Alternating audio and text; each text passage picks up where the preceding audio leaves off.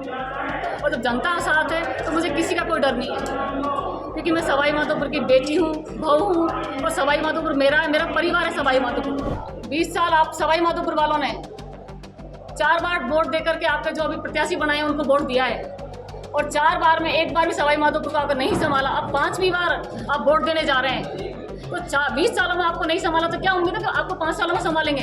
लेकिन मैं कहती हूँ वो करती हूँ, मेरी कथनी और करनी में अंतर नहीं है, क्योंकि मैं जनता के दुख सुख में साथी हूँ और आगे हमेशा बनी रहूंगी, क्योंकि परिवार मेरा सवाई माधोपुर है। इसी के बीच में रहूंगी, यहीं जीऊंगी, यहीं मरूंगी। नमस्कार, आप देख रहे हैं राजस्थान तक और मैं सवाई माधोपुर से सुनील जोशी।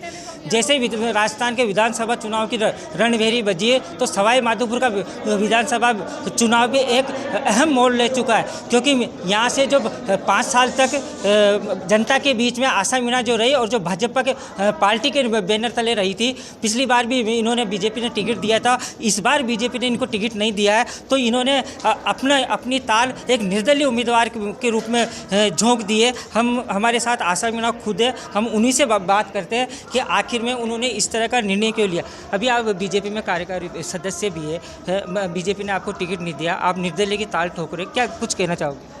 सवाई माधोपुर की जनता मेरी जनता, मैं सवाई माधोपुर की वासी हूँ, सवाई माधोपुर मेरा परिवार है, और सवाई माधोपुर के लोग और सवाई माधोपुर के रामरूपी जनता और हमारे कार्यकर्ता चाहते हैं कि मैं चुनाव लड़ूँ। पार्टी ने टिकट नहीं दिया, वो पार्टी का निर्णय था। अब हमारे कार्यकर्ता और हमारी जनता के निर्णय का मैं स्वीकार कर रही हूँ कि हमारी जनता चाहती है। भाजपा से जो किरोड़ी लाल मीणा उनको टिकट दिया है, वहीं कांग्रेस से जो सिटिंग एमएलए दानी सबरार उनको टिकट दिया है। इन दोनों के बीच में अपने आप को कितना महसूस करोगे कि आप अपनी सीट को निर्दलीय के रूप में निकाल पाओगे? देखिए, पार्टी ने टिकट माननीय किरोड़ी लाल जी को दिया है, भारतीय जनता पार्टी ने, और इधर कांग्रेस ने माननीय दानी सबरार जी को दिया है। ये पार्टी का निर्णय कि डॉक्टर साहब को दिया है, पर मैं आपसे एक कहना चाहूँगी कि डॉक्टर साहब ने सवाई माधोपुर के 20 साल पहले लिए हैं। आपको मैं एक्सप्लेन करना चाहूँगी कि जैसे 2008 में जसकौर जी चुनाव लड़ी थी, तब निर्दलीय वो चुनाव यहाँ से लड़े थे। उसके बाद 2013 में दिया कुमारी जी यहाँ से चुनाव लड़ी, तब वो राजपा में चुनाव लड़े थे। 2018 में मैं चुनाव लड़ी, उस टाइम उन्होंने, आपको सबको पता है, मेरे पास वो फोटो भी है, आप देख सकते हो कि उनको राजू गोयल जी को खड़ा किया और वो दोनों ने अपना जो भी हो रहा। लेकिन मैं ये कहती हूँ कि फिर ये पार्टी के कब थे?